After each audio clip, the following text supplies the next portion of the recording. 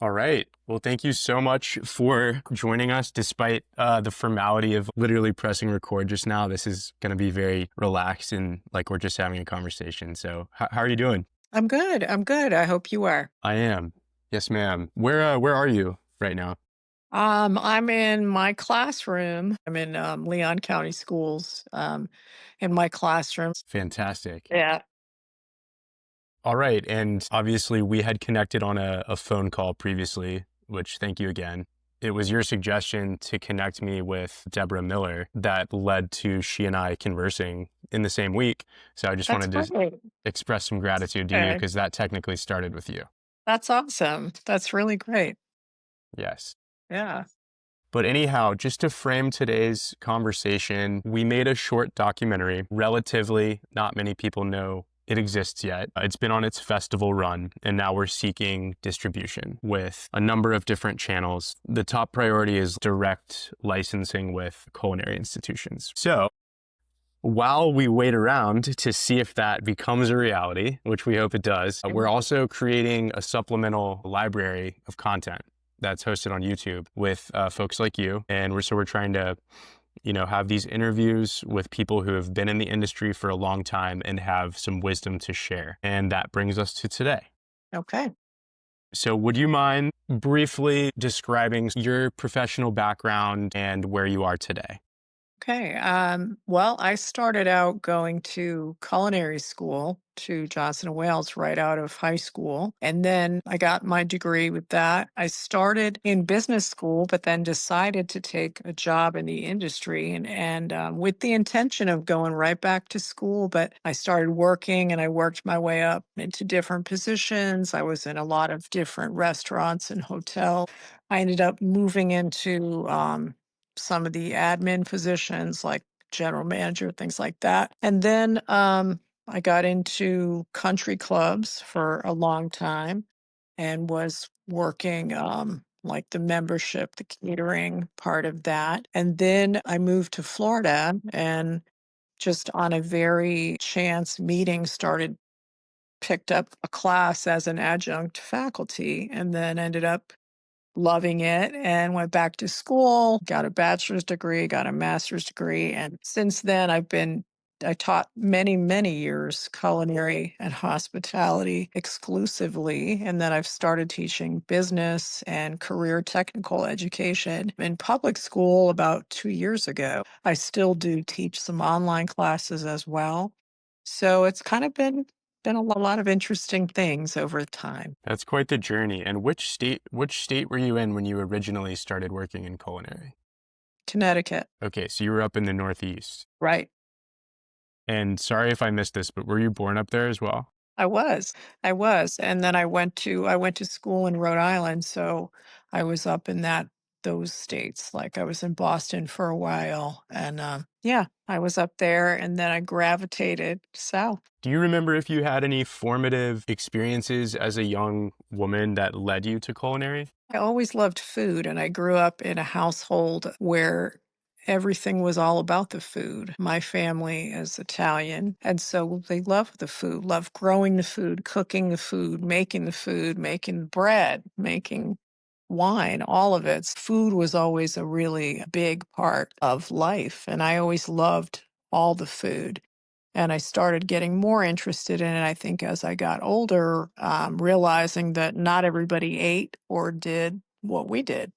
And I wanted to learn more about it. So that's kind of how I got started in that. I'm imagining like a matriarchal Italian mother figure that's Yes. like running the kitchen. Is Yes. that is that accurate? Yeah. Totally accurate. Yes. And making all those traditional things like the sauce and the meatballs and all of that stuff and the eggplant and the fresh pasta, all of those things. Yeah. So when you grow up with a lot of food like that, I think you just develop that real love of food and eating and cooking and all of that. Yeah. That's so cool. Yeah. Are you married? I am. So what was your maiden name? Sperania. Okay. The Yes, not Italian Martin. Yes. the Italian is bursting from your last name. Okay. Got it. That's very cool. And so when you first started working in the culinary industry, was it at an Italian restaurant? No, I started working in a hotel as the real, the first real job. I worked with a catering company. Um, just kind of doing everything as, a younger kid. One of our neighbors owned what used to be in the Northeast, they would have these freestanding catering operations where you would go to them and they had different rooms. And so they worked it around what you wanted. So it would be the whole thing, setting the rooms up, preparing the food, serving the food, cleaning up. They'd have bands in there. So I started with that, and that just even made it more, more inviting, more interesting, and wanting to know more about it and really get into it. So, yeah, Very that was really the interesting. first job. Yeah. And did you find that you were more interested in back of house, front of house? Like what role in the restaurant originally caught your eye and kind of lit you up? The back of the house for sure. I worked with a chef that was an older man. His name was Harold Perry, and he was just a really nice guy. And my friend and I worked there. Her family owned the place, and we would help him sometimes in the kitchen. And of course, he always fed us, and he would tell us what he was doing. And then it just kind of grew more of that interest of, what is he making? How's he doing that? And being able to try a lot of things. So yeah, kind of developed there. Very cool. Would you consider Harold like one of your first mentors? Yeah, although I don't know that he realized he was, but he was just a really just a great guy, really nice guy, very approachable, and just was just a great example to somebody who was working in a kitchen for like the first time and wanting to learn something and see what somebody was doing. And he was very open to that. Very cool. And so what point in your career did you actually open a restaurant? Or you said you ran a couple restaurant concepts, right? Tell me Right. about that. I know you've had several transitions at this point, Right. from working in a restaurant to having a restaurant to being an instructor to now shifting into a more public education realm. Tell me about that transition that took you into owning a restaurant. Well, I didn't own it, but I worked with the owner to open, and we opened 3 together. I moved to Atlanta, Georgia, and I was working with a recruiter, and she said, "I've got this really great opportunity for you. There's a really up and coming chef owner wants to open a place in Atlanta. He's got this going. He has one restaurant that's open. They're thinking about expanding and maybe opening another one." So I ended up working with Michael Toohey, who had been mentored by Joyce Goldstein out in San Francisco, like Square One and Cafe Quadro. So he had just opened the Chef's Cafe in Atlanta. And so I went to work for him as a manager, as an assistant basically to him. And then that restaurant, we expanded into another space that was next to it. And then we ended up opening a second place in Midtown, Chef's Grill. And then later we opened a third place called the Ocean Club, which was down at Peachtree Center. And they were all really very, very high end, pretty nice places, really nicely done. White tablecloth, really nice fresh food, all of it. The food, the service, everything was just the best. And those were just really nice restaurants to work in. And I really learned so much from him as far as not just about food, but about the whole picture of bringing all of the pieces together to really create that experience to get people to want to not just come to your place, but then, come back over and over and over and learning how to, really look at and understand those details. That was that was probably, let me think, that would have been like late 80s and 90s at that point. Yeah.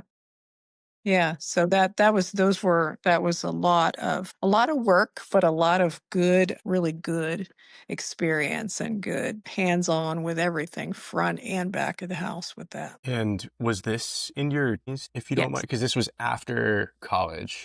Right. Okay. What were some of the biggest challenges at that point for you personally? Well, we worked all the time, and especially opening places, as you know, it's not 9 to 5. It's like, they used to joke and say, "Well, you're just working a half day. It's 12 hours." And they meant it too.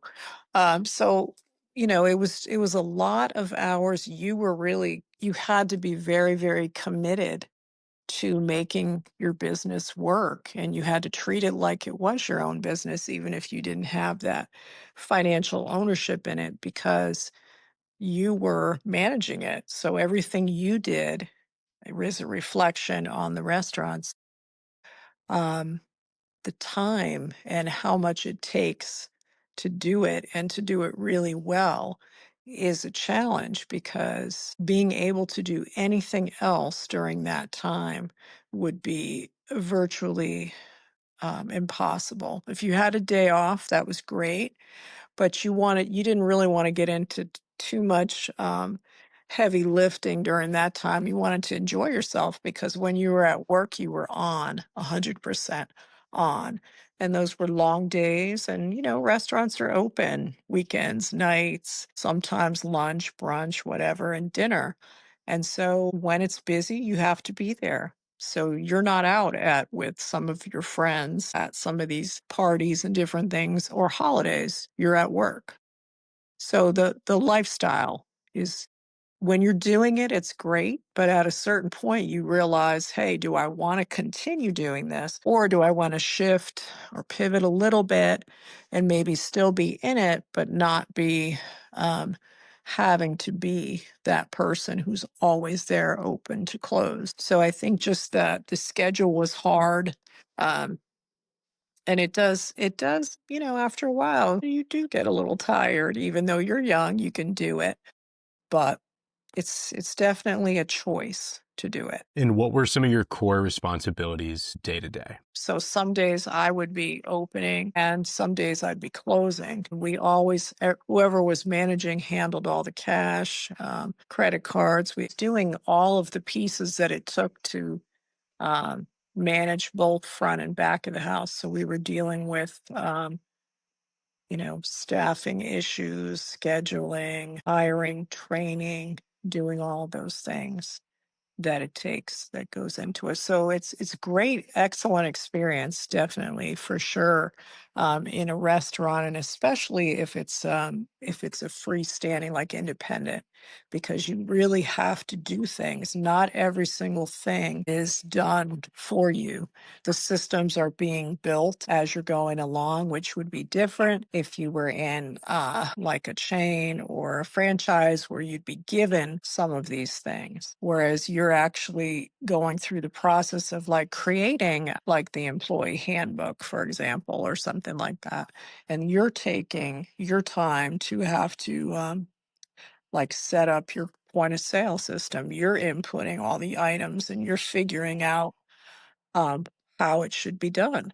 So you really have to start thinking in a different way. You have to start thinking of the whole picture versus just that one little area that you might be responsible for. Definitely a lot of learning, a lot of learning. That does sound like a lot because it sounds like there's so many immediate, practical demands in front of you, but you're also having to have your foot in the bucket of big picture strategy. And if something that you're doing on a day-to-day basis is not working, you're having to like problem solve Right. on what to do at the same time as keeping the ship afloat. So Exactly. it sounds really Exactly. challenging. That's What are great. And like, go yeah. ahead. I think it's good because it kind of pushes you into what we talk a lot about now in schools is critical thinking. Well, that's where you learn it. Something goes wrong, a pipe bursts or something happens, and what do you do? Or your power goes out, or your computer system goes down. What do you do? And you don't really have time to Google it or whatever. You have to think right now What do I need to do to keep this going? How do I make this work? And how do I make this not just work, but not become where everybody in the whole restaurant knows that we have this problem? How do we make this go as seamlessly and smoothly as possible? For sure. No, it sounds extremely challenging. My grandpa's a cattle farmer, and it reminds me of some of the tales he tells me there, because it's like you get up on a, it's not this idealized rooster crows in the morning and you go out and everything.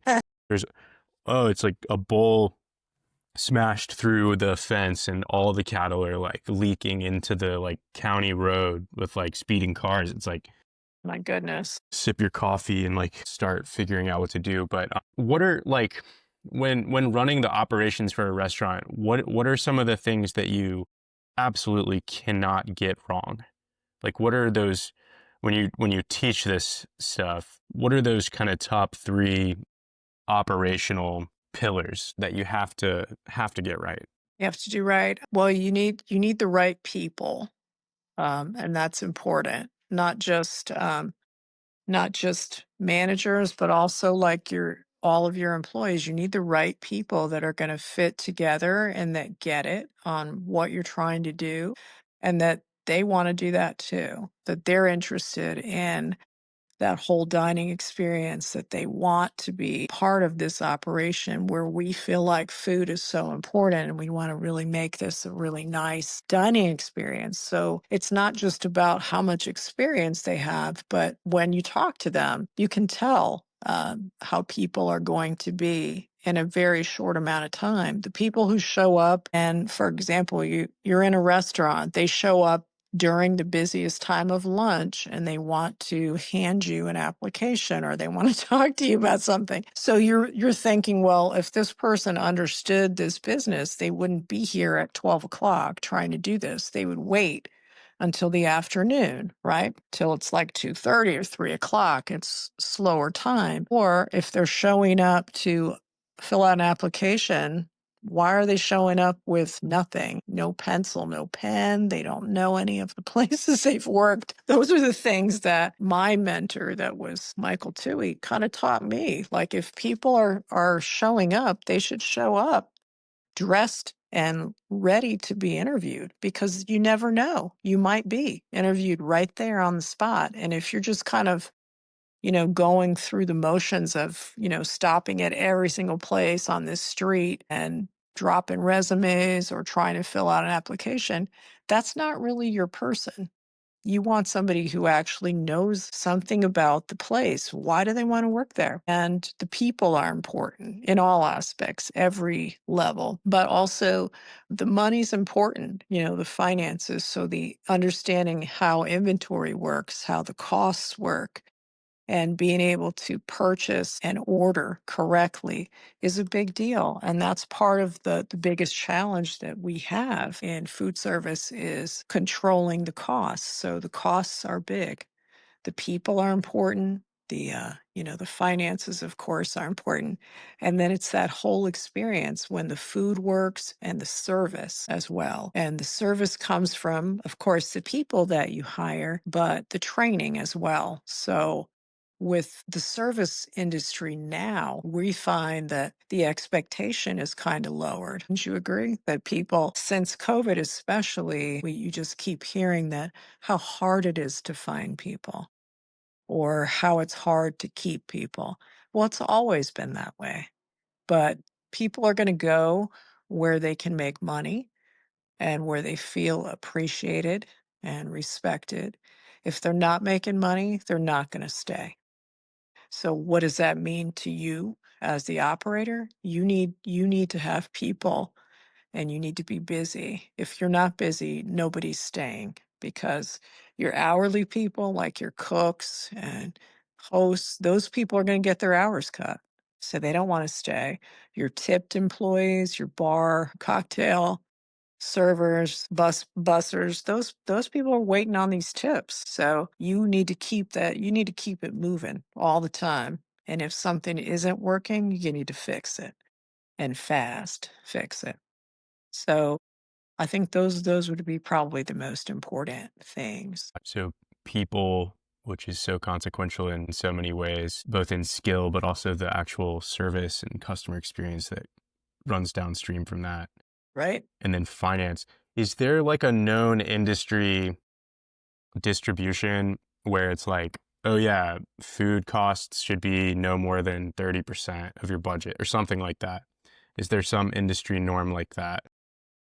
It really depends on what kind of place you're in. If you're in a higher end place, the cost will be a little bit more. If you're in a place like a quick service, you can run a lower cost because it just is that way. There's a pretty good variance, and I wouldn't want to say what they were, but you know what? There's always a range. But we know that even after that, regardless of what the food cost is, and when we put all of those expenses in, we have to be making some money. If we're not making any money, or we're barely making money, or we're just making money, it's not going to be sustainable. So we have to run this business every single day. And we want to do our best, and we want to serve the best and maintain the standards, but we have to be watching the things we can control. And the things we can control our food cost, labor cost, right? Those are the two big costs. We have to control that. And we have to be able to make good choices when we're buying things. And if business is slow, we got to adapt. If it's not what we thought, we've got to adjust right to it immediately. We can't wait a week or two and see what happens. And it always comes down to the same thing. Your salary people are the ones who are going to pick up slack. And that's just how it is. Because if you got to cut somewhere, you can't cut their salary, but you can cut hourly, right? So you got to do the best you can. And you're not really dealing with, a lot of people think, how much money restaurants make for the amount of work and what you actually make, net. You're not making a ton. You're not making a ton of money. I mean, you're just not. Um, some places are, but not on average. No, they're not becoming millionaires from a restaurant. That's not how it is in reality. How important is, like, in thinking about the restaurants that become high margin, successful restaurants, how important is menu simplicity? Like, I'm thinking about a place like the Cheesecake Factory where you go in and sit down and you're like reading a Tolstoy novel, like, for their menu, Yeah. versus a place like Raising Cane's, which I don't even know if you can compare the two, but it's a very simple, tailored, we're the best chicken. How do you think about that with simplifying the menu as a way to like increase odds of success?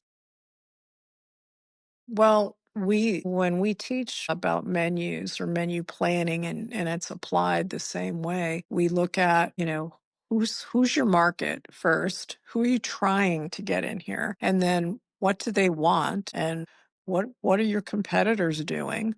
And what do you want to do? There's a couple factors. We can want to do variations of this chicken because we want to, but which ones actually sell? So we have to kind of do a little bit of research. And as far as menu goes, yeah, you want to be true to the concept of what you're trying to do, whether it's the style, but it doesn't have to be a huge menu to be a good menu. Every item on the menu should be a good item. And then you'll figure it out as you go along. If you start out and you're finding that you have a couple items that maybe are dogs, they're not really selling much. You're just, every now and then, maybe it's time for that one to go. And what we would normally do is run some specials. And if you have specials that people like, that could become a menu item if you find you're selling a lot of it. And if you start out with different items and you think everything's awesome, and then you notice you're tracking what's selling, what's not selling. Get those items on there that people want, that they're going to come back for, and keep developing as you're going along. I don't think that you can really just say, this is our menu and that's it. You have to be kind of flexible. And if you're not flexible, it's just going to be harder for you. You want to give people what they want at a fair price, but you have to make money too. So you'll figure out which items are more profitable for you But at the same time, if there's signature items, like for example, at Chef's Cafe, the signature item was crab cakes. Those are a high cost item, even, years ago. Crab is just a high cost item. People would love to come in and have those, but they'll eat other things too.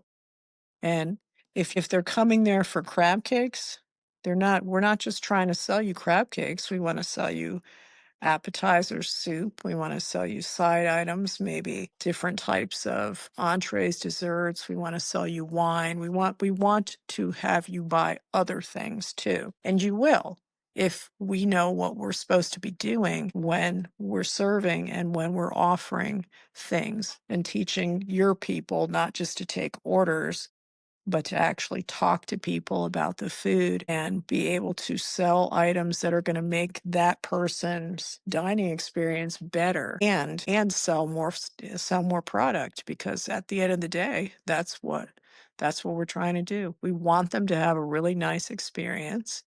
And if we can suggest something that really goes well with that, or maybe pair a wine or something else with it, they win and we win. So that's the way you do it. So super important to understand. I mean, just like a film, it's like, who's the target audience? What do they want? How do we provide them value or entertainment, or in this case, really good tasting food and good experience?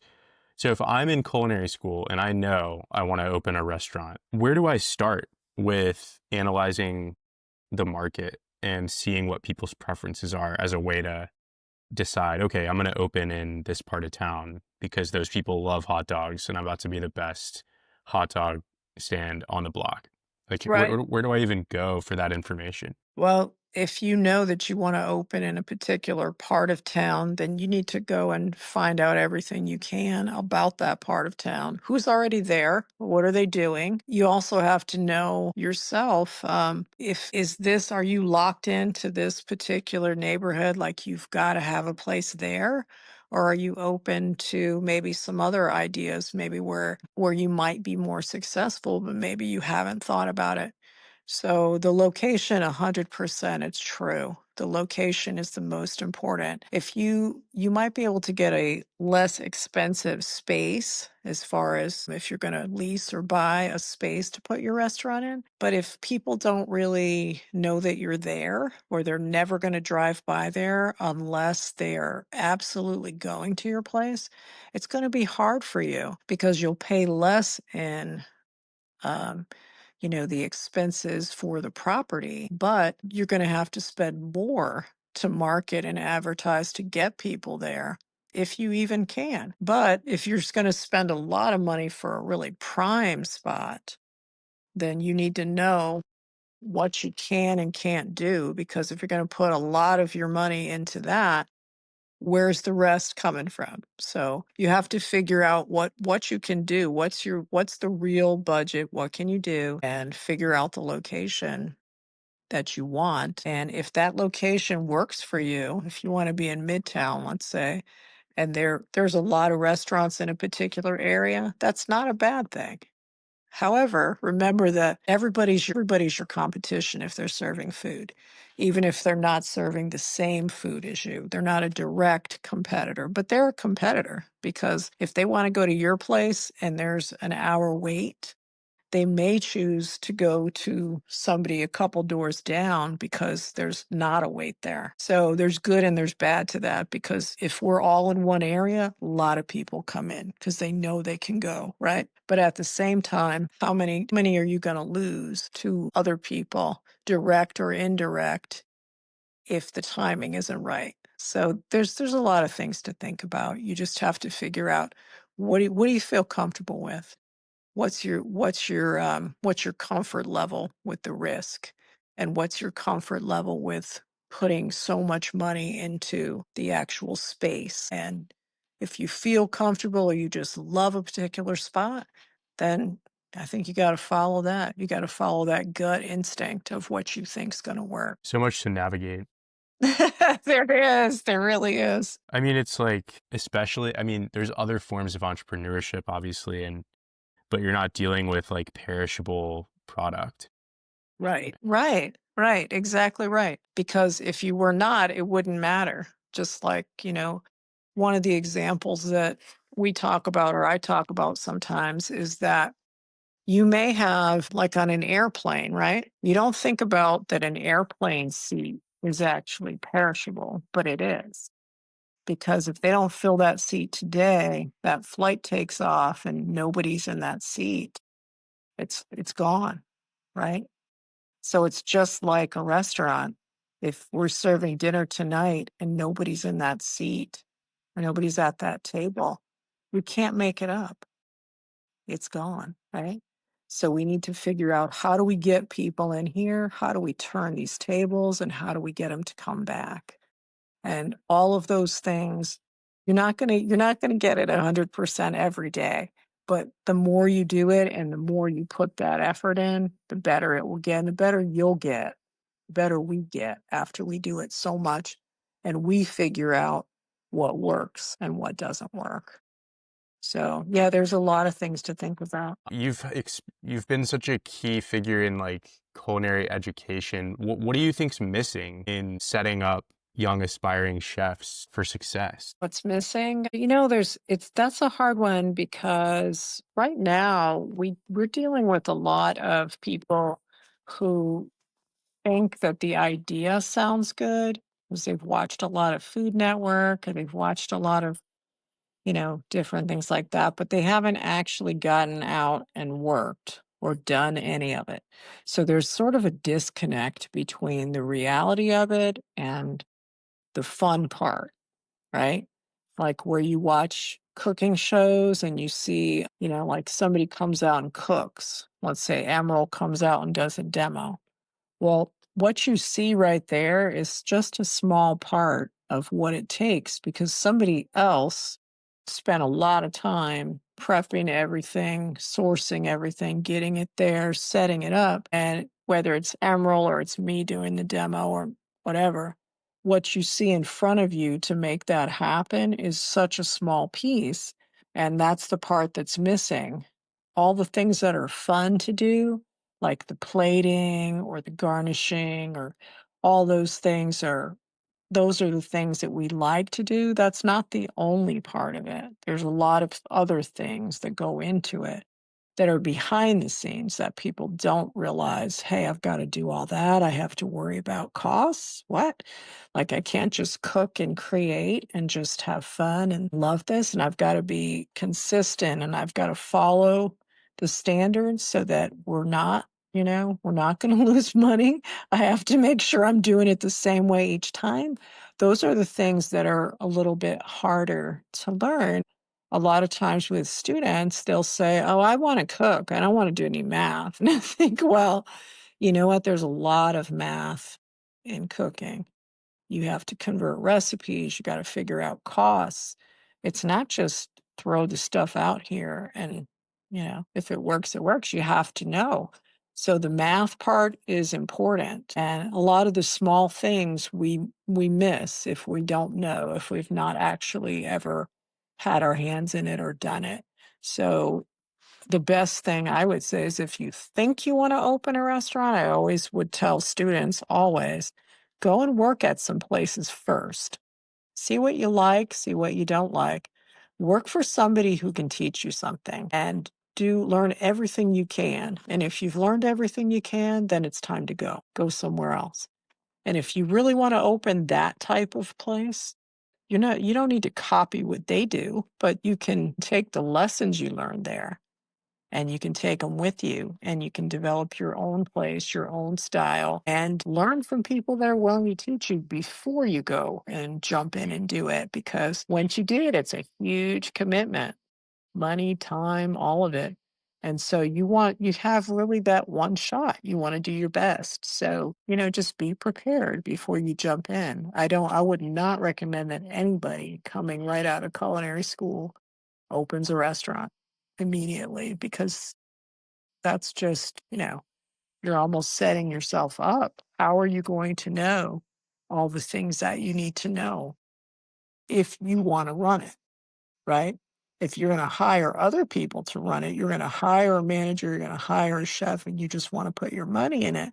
That's different. But I think somebody who says, I want to open a restaurant, wants to be in it, and they want to be all in. And if that's what you want to do, then you want to prepare first before you do it. That's the best I could tell you to do. That's beautifully put. This is going to be a really useful piece of media, hopefully for many people looking for insight. So I appreciate your time. Yes. Okay. All All right. right. Well, take care. See you, Valerie. Thank you. All right.